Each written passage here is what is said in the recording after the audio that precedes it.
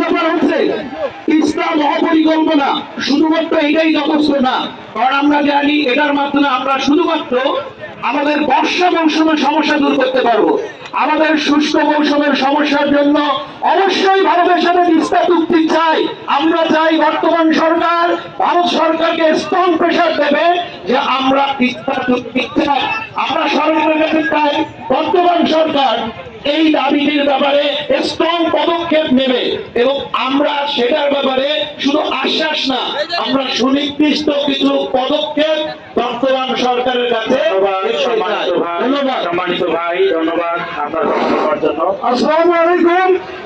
আমি বাবা শাহজাহান মেম্বার, বাংলার সদর থানা রাজপুর ইউনিয়নের বাসিন্দা। আমার বাড়ি বিশ্বাস করে এই জীবনে আমার 5 বার বাড়ি ভাঙছে।